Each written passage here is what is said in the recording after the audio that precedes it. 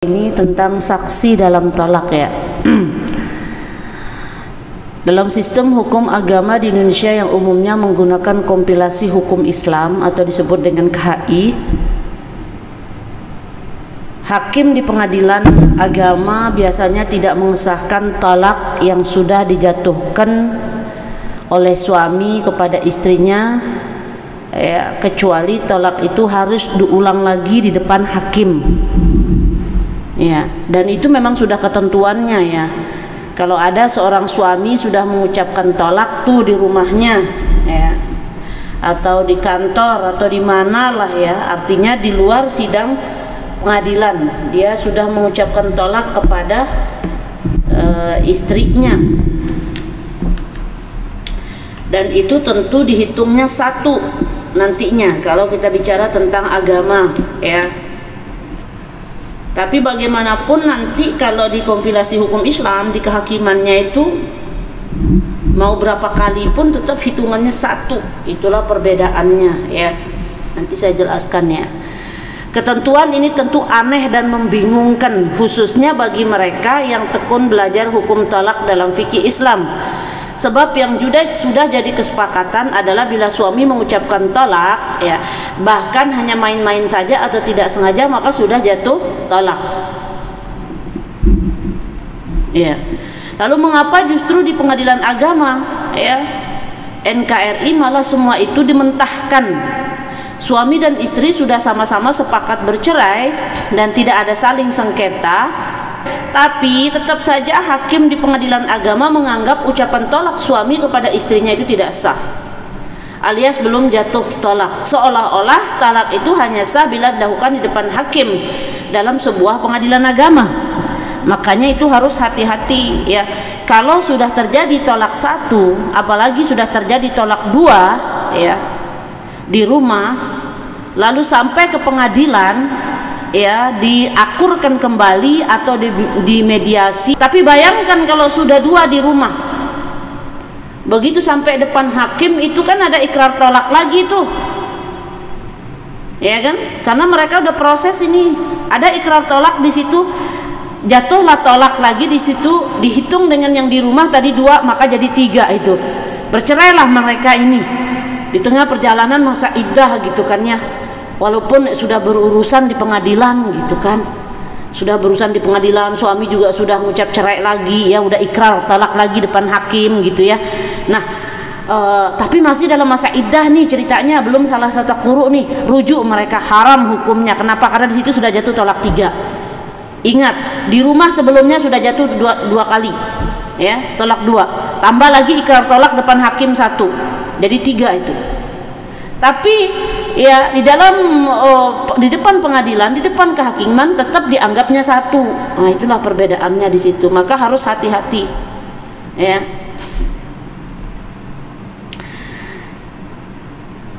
Karena di sini mengapa justru di pengadilan agama NKRI malah semua itu dimentahkan? Semua suami dan istri sudah sama-sama sepakat bercerai ya, tetap saja hakim di pengadilan agama menganggap ucapan tolak suami kepada istri tidak sah yang di rumah tadi, artinya belum jatuh tolak, seolah-olah tolak itu hanya sah bila dilakukan di depan hakim di sebuah pengadilan.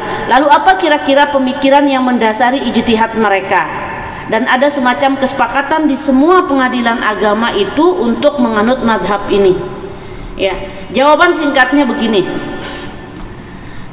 ada pemikiran yang berbeda dengan apa yang selama ini sudah ditetapkan para ulama dalam kitab-kitab fikih, bahwa untuk jatuh tolak itu sama sekali tidak membutuhkan saksi. Namun belakangan muncul pemikiran untuk mengharuskan adanya saksi untuk sahnya suatu tolak itu. Sebenarnya para ulama fikih klasik 4 madhab dan juga para mufassirin ya, sudah sepakat dan mencapai level ijma bahwa talak tidak butuh saksi. Hal itu sebagaimana disebutkan oleh Asy-Syaukani ya, dalam kitab Nailul Autar, menyebutkan bahwa tidak harus adanya saksi dalam talak. Itu adalah ijma ulama. Itu sudah menjadi ijma'nya ulama itu, bahwa di dalam talak itu tidak dibutuhkan saksi, artinya tidak harus ada saksi. Tidak diwajibkan keberadaan saksi dalam masalah talak, ya. Dan tentu di sini para ulama sudah sepakat, ya. Ya, contoh yang paling real saja, yang paling nyata saja, ya. Kita melihat bahwa suami sudah menjatuhkan talak di beberapa kali gitu ya, di rumah misalnya, tapi tidak pernah dianggap itu sebuah talak dari seorang suami. Artinya hakim itu tidak menganggap sah itu. Makanya jangan heran kalau di pengadilan itu, walaupun datang ke pengadilan sudah jatuh tolak 1000, tetap aja dianggap tolak 1. Dan baru 1 kali itu dianggap perceraiannya itu tolaknya dari suami itu sah karena dia baru 1 kali ikrar. Padahal sebelum ke pengadilan sudah sering kali dia tolak itu istrinya, ya. Itulah memang perbedaannya, ya. Kalau di pengadilan agama tuh walaupun sudah jatuh tolak 1000 tetap dianggap tolak 1 gitu, ya. Karena mungkin ya menurut pengadilan agama ya mungkin harus ada saksinya gitu ya. Namun coba kita lihat ya, kalangan yang mengharuskan adanya saksi, ya. Pendapat yang harus adanya saksi ketika terjadi talak, ya. Ibnu Hazm ini kan di luar daripada pendapat 4 madhab. Lalu Syiah, Imamiyah, ya, dan 1-2 tokoh ulama kontemporer. Kalau dari Ibnu Hazm sendiri di situ, ya, tokoh madhab Zahiri yang kita tahu bahwa ya itu tokoh di luar madhab 4 gitu ya, yang memang terkenal dengan kontroversialnya, ya, dan menyalahi pendapat jumhur ulama, ya, sering bertabrakan pendapatnya dengan pendapat jumhur. Nah, dalam pandangan Ibnu Hazm ini sendiri menggunakan makna zohir, ya, makna zohir dari ayat, ya, ayat 2 dalam surat At-Talaq, ya. Apabila mereka telah mendekati akhir iddah, ya, di dalam surat At-Talaq ayat 2 itu, apabila mereka telah mendekati akhir iddahnya, maka rujukilah mereka dengan baik dan lepaskanlah mereka dengan baik, dan persaksikanlah dengan 2 orang saksi yang adil di antara kamu, dan hendaklah kamu tegakkan kesaksian itu karena Allah. Nah, memang kalau dilihat secara lahiriah atau zahirnya ayat ini memang ada perintah persaksikanlah dengan 2 orang saksi yang adil. Kalimat ini yang digunakan oleh Ibnu Hazm sebagai syarat sah talak di dalam kitab Al-Muhalla bil Athar itu, ya.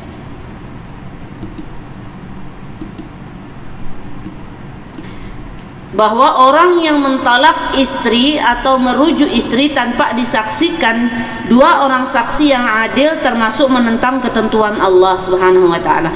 Padahal Rasul sallallahu alaihi wasallam bersabda, siapa yang melakukan perbuatan yang tidak sesuai dengan ketentuan kami, maka perbuatannya tertolak.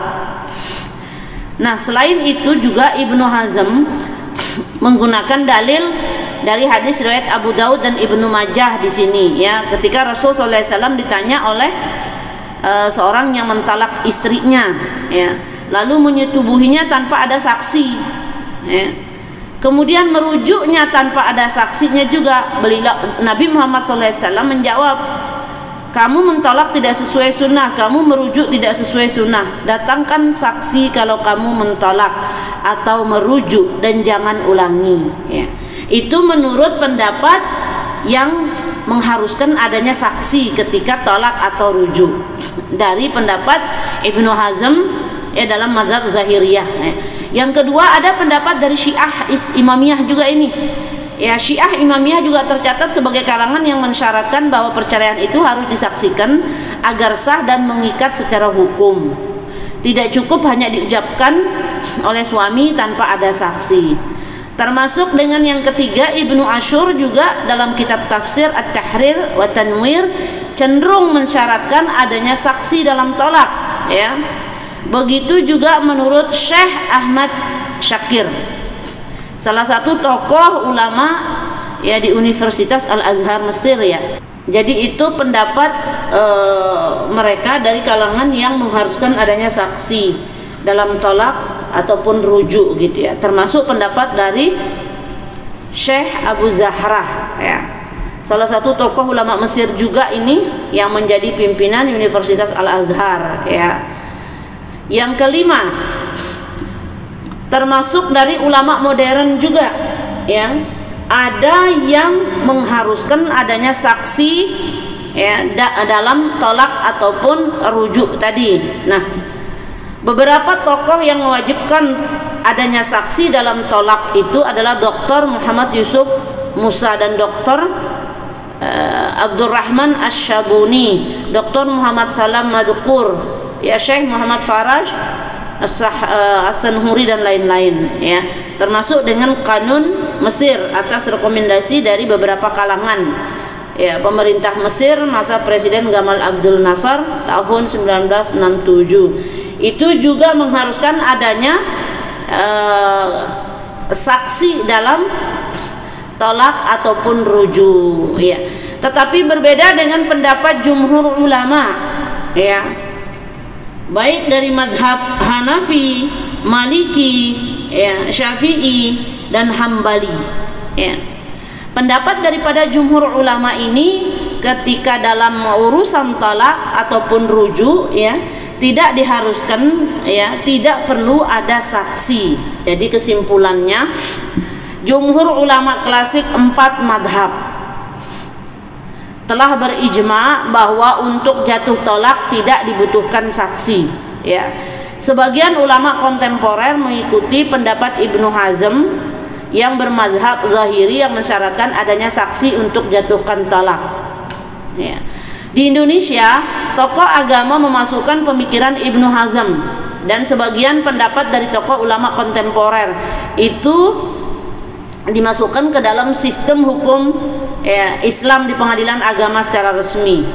Ya, meski demikian, para ulama fikih di Indonesia masih tetap mengajarkan ilmu fikih apa adanya sesuai dengan teks yang diwariskan dari para ulama klasik bahwa tidak disyaratkan adanya saksi dalam jatuhnya talak.